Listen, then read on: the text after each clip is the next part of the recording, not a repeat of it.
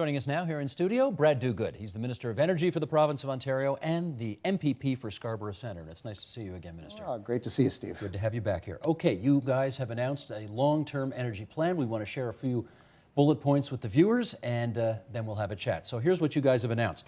A capital investment program of $87 billion over a 20-year period of time. This is the long-term energy plan. All of Ontario's coal-fired generating stations are going to be shut down by the year 2014. Conservation efforts will reduce energy demand by 28 terawatt hours by the year 2030. Build 2 new nuclear reactors and refurbish 10 existing reactors. That's big bucks to be sure. Residential electricity prices, you acknowledge, will double by the year 2030. However, you have also announced something called the Ontario Clean Energy Benefit, which will cost taxpayers $1.1 billion a year when fully implemented. That will reduce everybody's energy bills by 10% annually. Okay, what's the thinking here? Well, what this is all about is laying out for Ontario families where our energy sector is going to go over the next 20 years, what the costs will be, what the benefits will be for Ontario families. And just in a nutshell, absolutely, by the end of 2014, we will be completely out of coal with certainty, and this plan provides that certainty. What that means, it's like taking 7 million cars off the roads. And when you think about that in Ontario, there's about 8 million cars in Ontario. So it's like almost taking every car in Ontario off the roads. Huge in terms of cleaning air. When I hear the words government and certainty in the same sentence, you'll forgive me, I gotta probe a bit here, but you know, the Premier did promise to have all the coal-fired generating stations shut down by the year 2007.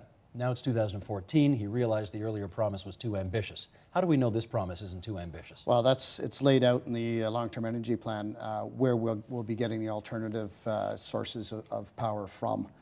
That's why it's important to have a plan.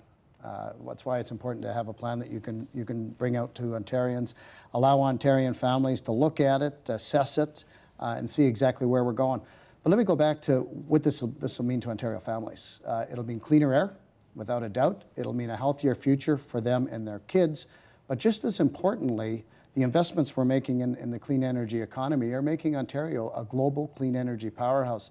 That means thousands of jobs, Steve, across this province. We've already seen thousands of jobs come in already, but this making Ontario that clean energy global powerhouse is going to put our economy in very good stead moving forward into the future. Okay, appreciate the fact you got a plan, but of course the voters want to know, is it fact or fiction?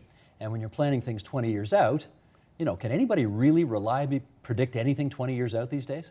Well, when you are planning 20 years out, you do have to rely on the best possible information available at the time that you put the plan together.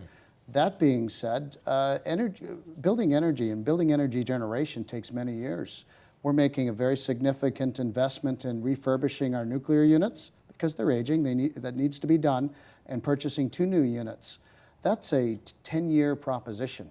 8 to 10 years it's going to take us to get that done. So you need to start now. You need to lay out to Ontarians where we want to go, where we need to go. And what this plan does is it provides them with a clean, modern, reliable energy system. And within the plan as well, we provide them with assistance with our clean energy benefit, as you mentioned earlier, providing them with a 10% benefit off every bill every month for the next 5 years. But let me follow up on the nukes. And again, on the issue of fact or fiction. You guys put out to tender, you know, years ago, a chance for 3 companies, I think, 3 of the biggest nuclear production companies in the world, to build new nukes. And then you got something back and you said it's too expensive, we're sending you all back to the drawing board. You know, again, you had thought you would have a decision made by now. Now it looks like it's going to be 10 years into the future. Why should anybody believe this? Well, that's not exactly how that happened. We were in the to of a negotiation process. I summarized it a little generally, well, but you know what I mean. But we were in a negotiation with AECL to procure 2 new units. We were in discussions. The federal government decided they were going to sell AECL in the middle of that procurement process. We asked the federal government to hold off on a number of occasions. They didn't want to. So they're going through that restructuring process with AECL now. See, our preference, Steve, is to purchase those units domestically if we can. Mm-hmm. We need to get a fair price for Ontarians. You didn't like the price. We're very, very clear of that, and the initial price wasn't where it needed to be. Some have said, in fact, Tim Hudak, the Conservative leader, said, we should have taken that price rate at the beginning. That would have cost us billions of more dollars than we'll eventually pay for these units. We're very, very sure of that. But they'd be up and rolling earlier. Well, maybe a matter of months, but to spend billions of dollars and purchase these units at a price that's not a fair price, to me would have been irresponsible. Okay. So we'll get those units at a fair price, and we'll make sure that we have that nuclear energy online when we need to have it. Here's what the Ottawa Citizen editorialized. I'm sure you read this, and we're not thrilled with it, but I'm going to, in the interest of equal time, read it anyway. There's no such thing, says the Citizen, as free hydro. The McGuinty government's decision to add $1 billion to the deficit to pay for lower electricity rates is cowardly, irresponsible, and will ultimately end up costing the taxpayers of Ontario more. Fiscally speaking, it's better to pay as we go than to incur more debt that we'll all have to service. Ultimately, the people of Ontario will have to pay for power, whether through taxes or on their bills. It is far preferable to pay now and pay directly. By shifting the cost to the tax burden, the environmentally responsible will now have to subsidize the lifestyles of the profligate. If you've been diligently hanging clothes on the clotheslines in this chilly November weather, your financial reward is that you get to pay through your taxes for your neighbor's electric dryer. Merry Christmas. You say? Well, let me put it this way. This is all about Ontario families. We've consulted greatly on this long-term energy plan. We've heard from about 2,500 Ontarians as we've moved forward, and this is what they've told us. They're with us on the cleaner air. They want to get out of coal. They understand how important that will be to the future health of their kids and themselves. So they're with us there. They like the thousands of clean energy jobs that are pouring into this province and the billions of dollars of investment. They understand the importance of that. They understand the importance of a strong, reliable, modern energy system. But the point of this one is why subsidize those who are profligate at the expense of those who are doing it properly? What Ontario families are telling us is, look, we've been through a tough time. We've been through a tough global recession. Our bills are not what they used to be. We're struggling. And rising energy costs is a challenge for us. They want some help getting through this period of investment, because building that cleaner, modern, reliable energy system is going to take about 5 years of significant investment before we're going to be at a point where the costs begin to level off. Okay, I'm not trying to be a smart aleck here. I'm trying to understand why you made the decision you made. So why not subsidize those who are, say, lower income who need the help, as opposed to, taxing everybody? Well, we are through our energy and property tax credits. 2/3 of seniors will be receiving significant benefits through that. Lower and middle income families will receive significant benefits as well, up to $900 a year. But that's a different program. You're talking here about borrowing $1 billion extra on the deficit in order to satisfy everybody. Well, it's a different program, but that also is on the tax base. So that's what we're doing to help lower and middle income Ontarians and seniors directly. In this case, it's families right across Ontario that have really been telling us that they are struggling because of the global recession. What we're trying to do, Steve, is we're trying to help them through this period of investment so we can build that strong, clean, reliable system that they can count on. We need Ontario families with us to embrace that future, and they've told us that they're struggling right now. We're providing them with help to get them through the next 5 years. Okay, let's talk about the microfit program. This is where you will subsidize the green powered generators with, I think reasonably, I won't characterize it, higher than market rates, let's put it that way, much higher than market rates, so that they will create green power and then feed it into the grid. And of course your critics are saying you're subsidizing this program way too much and we can't afford this anymore. Are they right? This is about giving Ontarians an opportunity, and we're talking about Ontario families, we're talking about farmers, we're talking about churches, we're talking about community groups, giving Ontarians an opportunity to embrace this new clean energy revolution that's going on around the province. It's creating jobs while it does that. We feel, it's a very small part of the program, so it's not the most significant part of the program, but we think it's very important that Ontario families have an opportunity to have a stake in our clean energy future. Well, let's give people a sense of the cost here. The cost of energy per kilowatt hour today is what, roughly? Well, I don't have those figures with me, but we know what it is. What I would say is like 8, 9, 10? Let me put it this way. The microfit program is probably about 2% of the program. Okay. But so it's a very small part of the program. But again, I just want people to have the understanding comparison. If power today costs 8, 9, 10 cents a kilowatt hour, something like that, and the microfit program offers people who will create this green power 80 cents, 82 cents, am I close?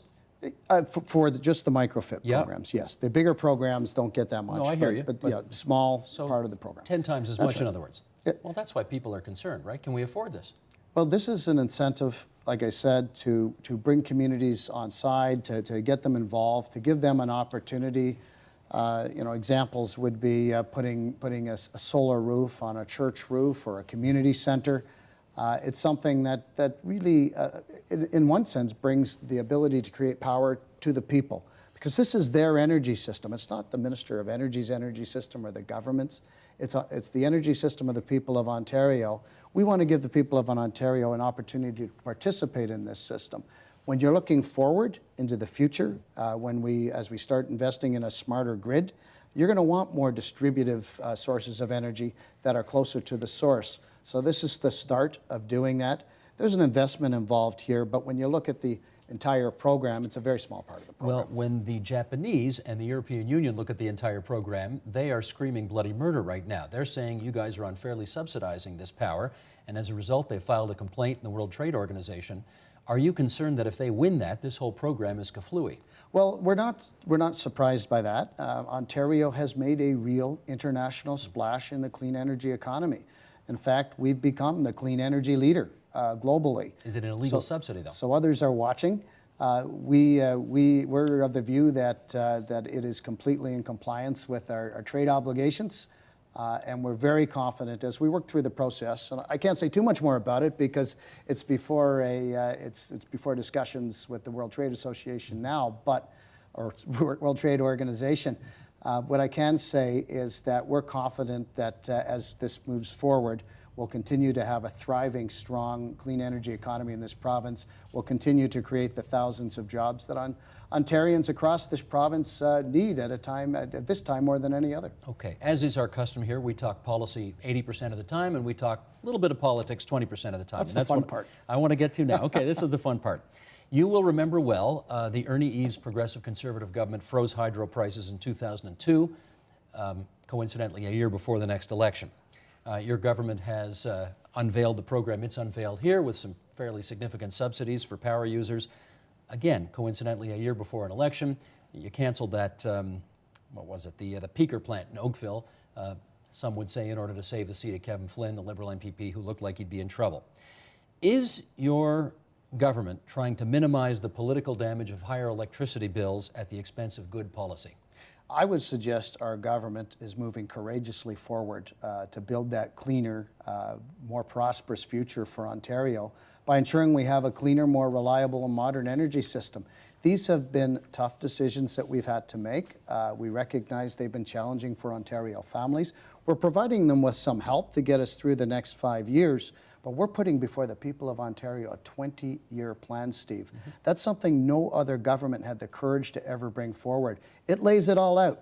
Costs, the benefits, the investments that need to be made in every single sector. That takes a little bit of political courage to do that. And you looked across, or your premier looked across the floor at the other guys and said, "Where's your plan?" Exactly. And I, it was all good politics, good theater.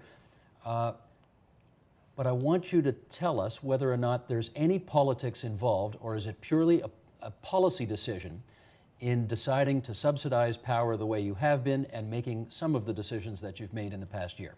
This is a very important policy decision. There's no question politics about involved. it. But I'll tell you this, I'm looking forward over the next 11 months to going out to the people of Ontario with this 20-year plan and saying to the people of Ontario, we think this is worth fighting for. Okay, but is it motivated 10% by the desire to win the next election? Well, I can tell you I'm looking forward to comparing our plan with Tim Hudak's plan and with Andrea Horvath's plan, because right now they don't have a plan. So I'm looking very forward to going out to the people of Ontario. There's a lot at stake here, Steve. There really is. One last question, and to that end, I want to read, you probably saw this in the Star the other day, the op-ed piece by Andy Frame, who's a former senior advisor in the Ministry of Energy. And he wrote this: "Until November 18th, all the costs of the green energy program were buried in your hydro bill. Now the government is trying to make you feel good by cutting hydro bills by 10%. But you will still pay these costs on your tax bill. The electrical power bill has more than doubled under the McGuinty plan because of all the green projects. But feel-good green energy initiatives won't help Ontario industry. It needs lower power rates to keep costs under control and maintain jobs." We're about to have a discussion after you leave here on the Ontario automotive sector, which we know uses a lot of power. And one of the ways they've been competitive over the years, as have other manufacturers, is by having nicely subsidized power rates. Are the higher electricity prices going to kill manufacturing jobs in Ontario? No, because we're working very, very closely with Ontario's industrial sector. In fact, we've just put in place a program, not that we've made up, but that they've come to us with, which makes a lot of sense. It's called the Industrial Conservation Initiative. What that does is it rejigs the way that we bill for industrial power in a way that encourages industry to move off-peak times. It's going to save the system a considerable amount, and industry tells us this is going to save their energy costs considerably as well. Taxpayers are subsidizing that, though, right? No, they're not, No? because the savings to the system subsidize the cost savings to the industry. It's a really smart way to move forward. And as I said, I'd love to take credit and say this is something that the Minister of Energy thought up. It's actually Ontario's industrial leaders that have come to us with this idea. We're implementing it now. It's going to make energy a lot more competitive for those businesses. And what they've assured us of is they're going to be increasing production in Ontario and creating more jobs as a result. Couple that with the tax cuts that we brought in place for businesses and industry through our tax reforms, and you've got a very competitive environment here for Ontario. And I would suggest a very bright, clean economy to move forward into this post-recession world in. That's Brad Duguid, Minister of Energy, the MPP for Scarborough Centre, not Senator. You're not a senator. I'm not ready to retire yet, and even if I were, that's not in my plans. Minister, it's good of you to join us here at TVO tonight. Thanks. My pleasure, Steve. Thank you.